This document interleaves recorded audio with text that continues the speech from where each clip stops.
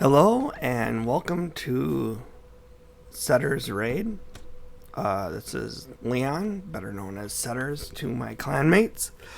Oh, you can see my microphone here on the screen. I didn't realize I could do that.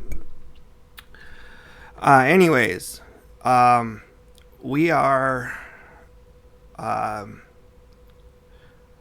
Today's thing is going to be a little bit of a news brief, a little bit of a note to Polarium.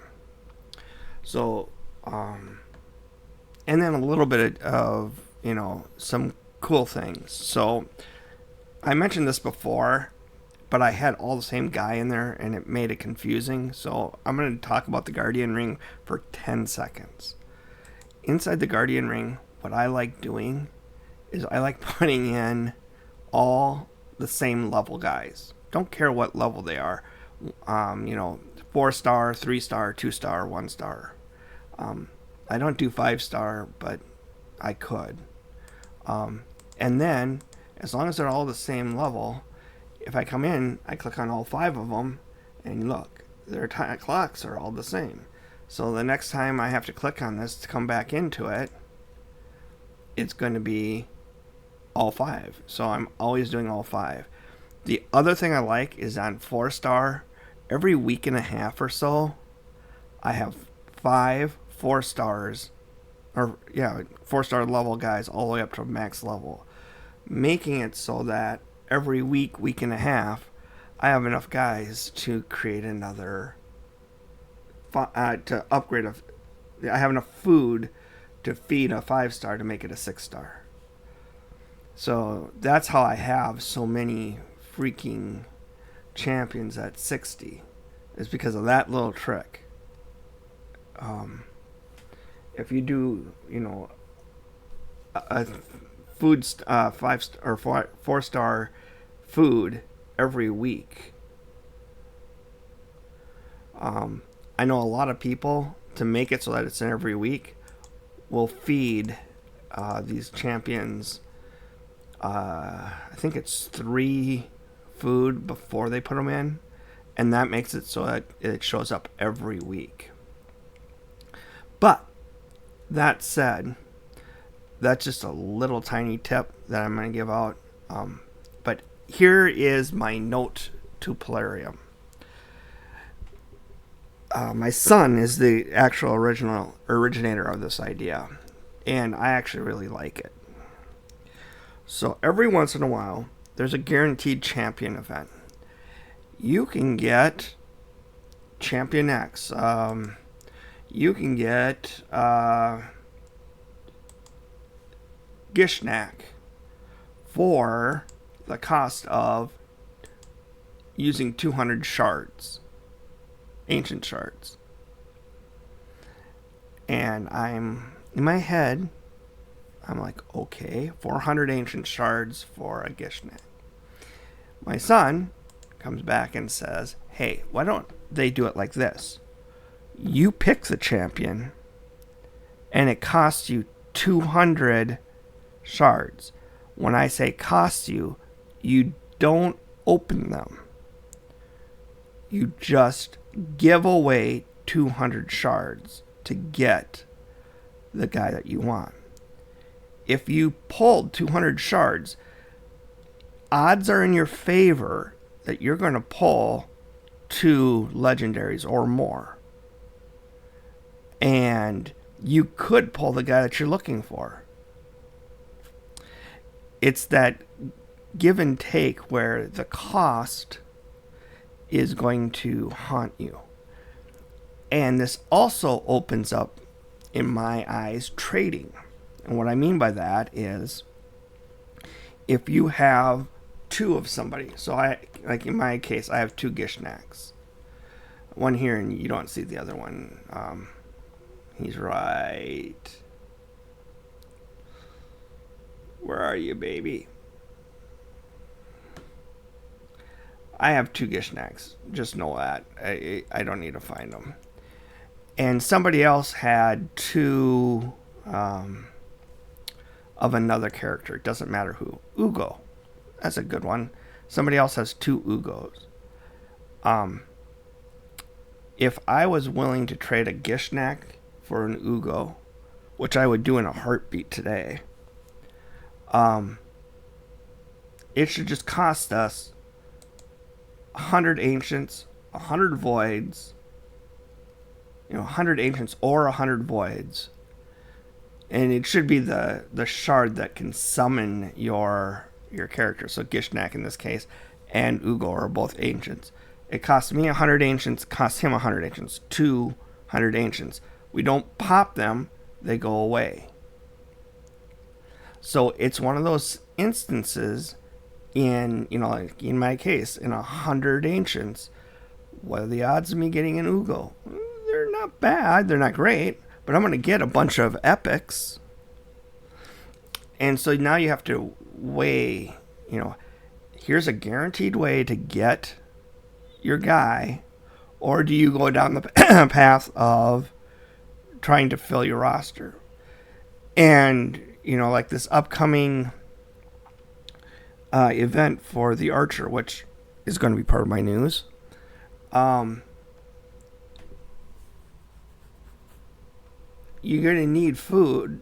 You're going to need to upgrade. You're going to need to do a champion tournament. Sorry, didn't mean to do that. You're going to need guys to upgrade.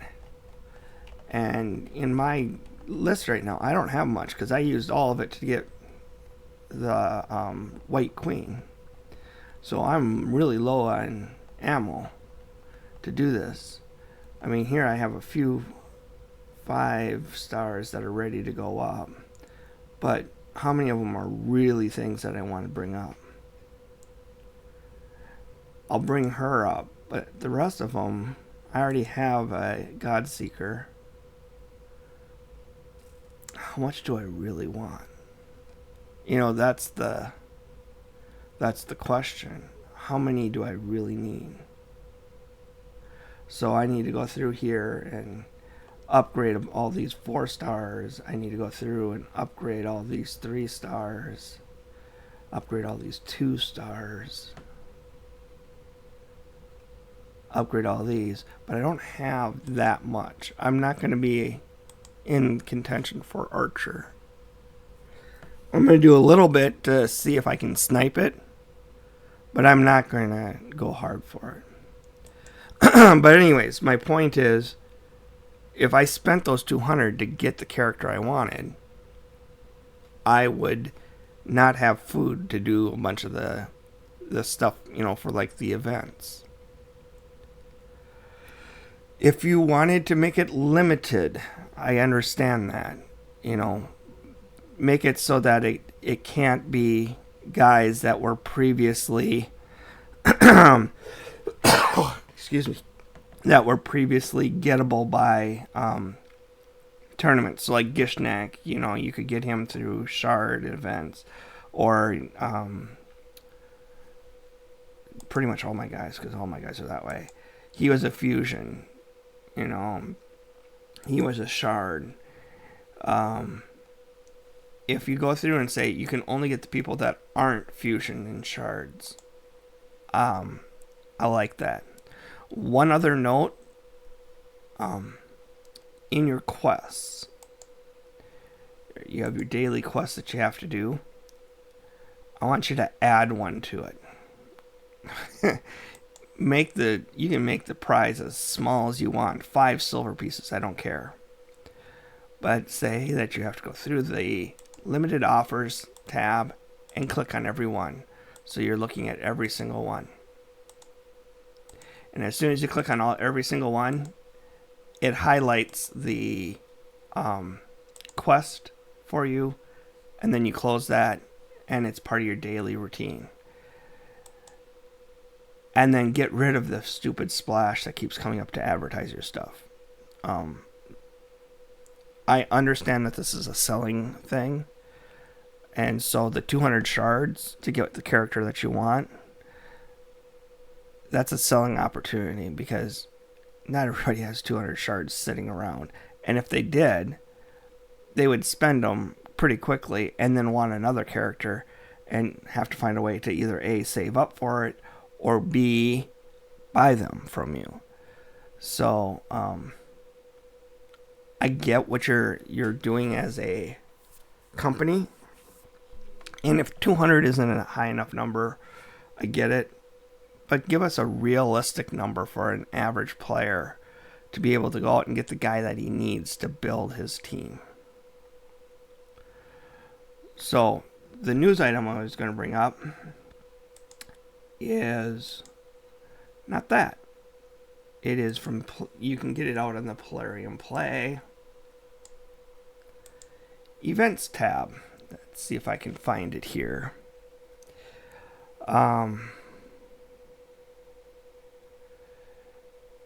There is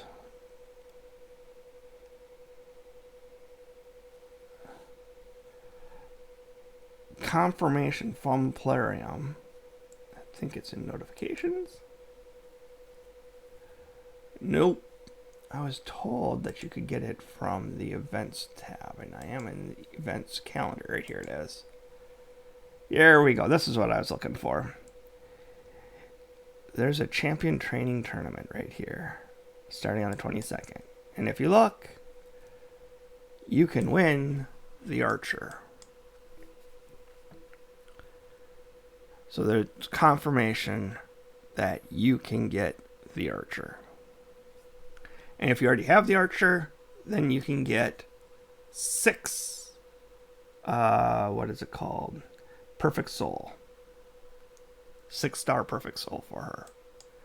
So I see 1,000,001 people doing the champion training, going hard for it, and I'm going to sit in the back.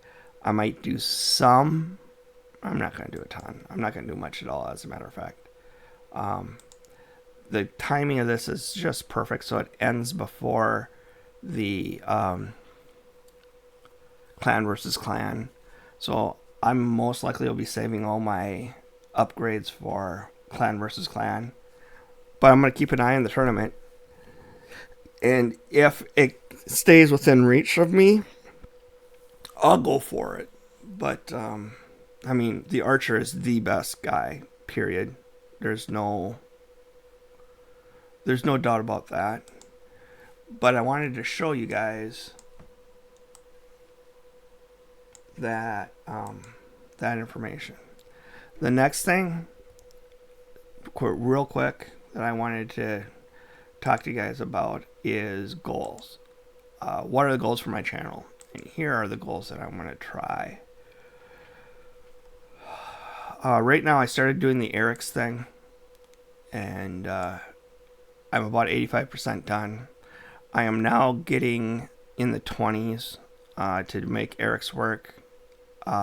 In the 20s, give me probably the next time that I'm going to actually make any improvements on her now is going to be in clan versus clan. So you're not going to hear or see anything until after the clan versus clan. But I'm going to work on getting her all the way up so she's working fully in.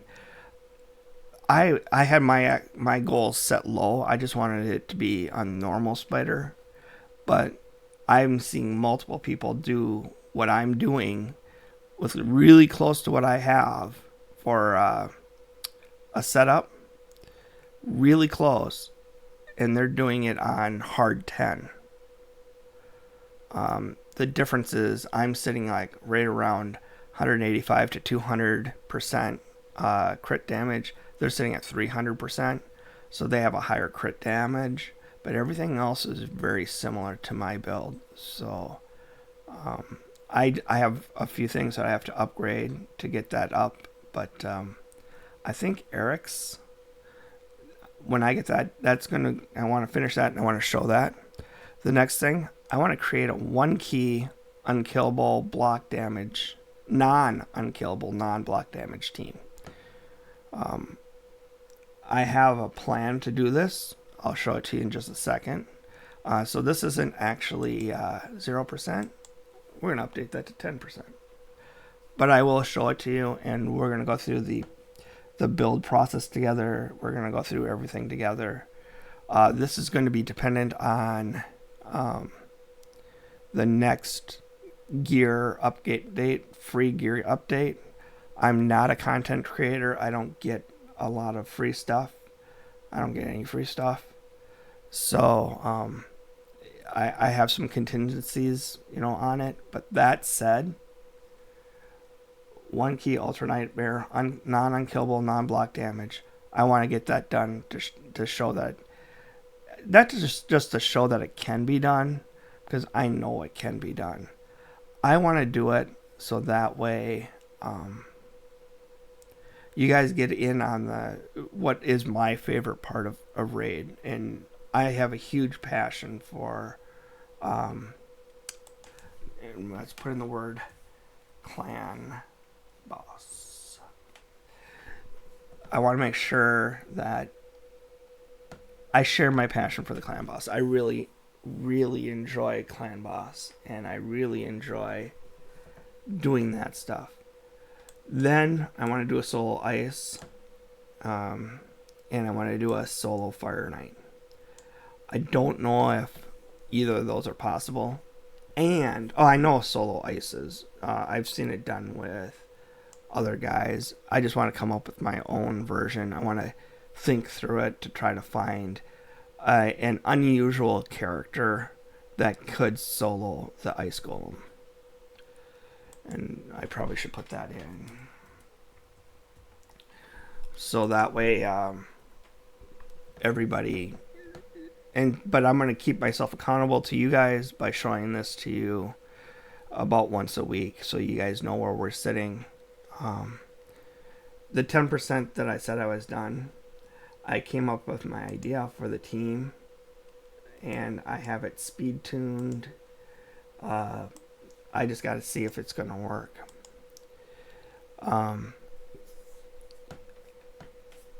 Razzlevarg is my speed controller.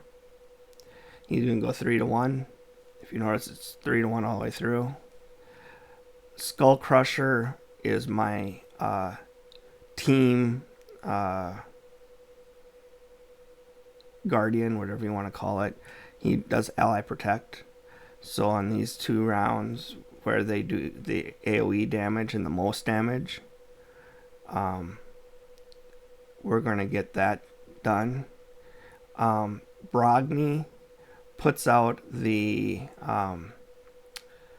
block debuffs, and so we're going to constantly have block debuffs up.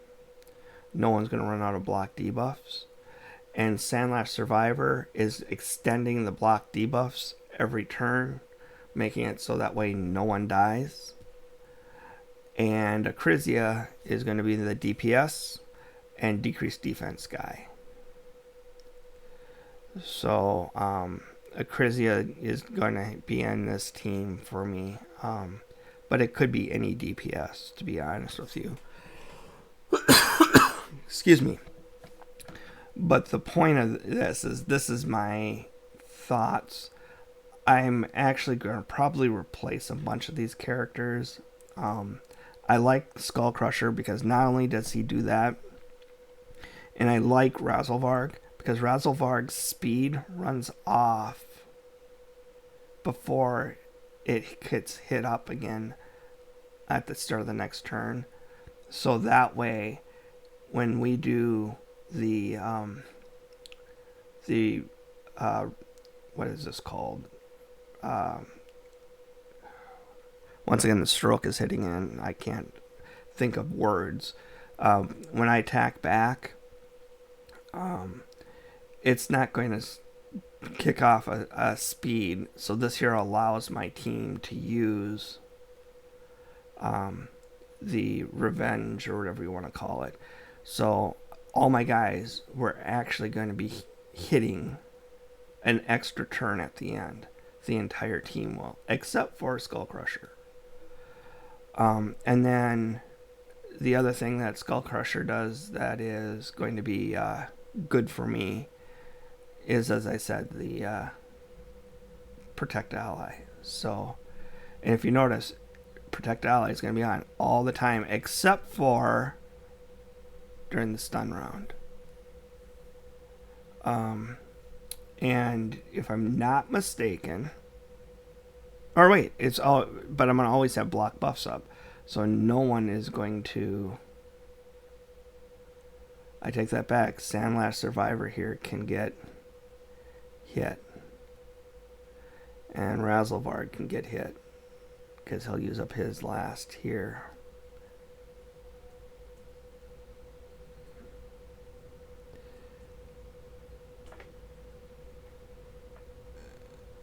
Where does Brogni come in? A3. If I move it down one, A3 here, extended, but then I lose it here. And this is the important spot to have it in. We're going to figure it out, and we're going to make one of these guys a target for the stun, and we'll figure it out. Skull Crusher has a very important role, so he really can't be. Razzlevarg absolutely has a huge thing he can't be. Acrizia might be our stun target. And then under Priest Brogni, his is important because I gotta keep everybody clean through here. But if I were to adjust this up 1, 2, 3, 4. If I were to adjust this up 4, then I have the protection here. How does that affect? But that then affects my Sandlash Survivor. Anyways, I better stop this because I could go on for an hour about this. We need to look at doing that. So, anyways, I'm about 10% done with this. We're going to take a peek at it later to see how it works, if it works, and play around and have some fun. The last thing that I'm going to do here is my daily ritual of grabbing onto. See what we get. I like that.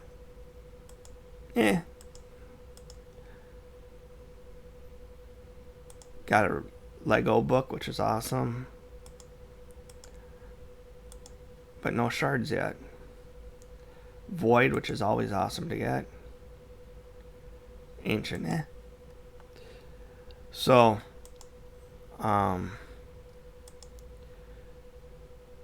you guys just gonna sign off and say thank you for joining me today. I was just going to talk about the Archer event. I was going to talk about my goals for the channel and bring up that one real quick little point on the Guardian ring. So everybody could actually see how it all affects and keeps me moving forward on my account. So thank you very much, guys, and I will talk to you later.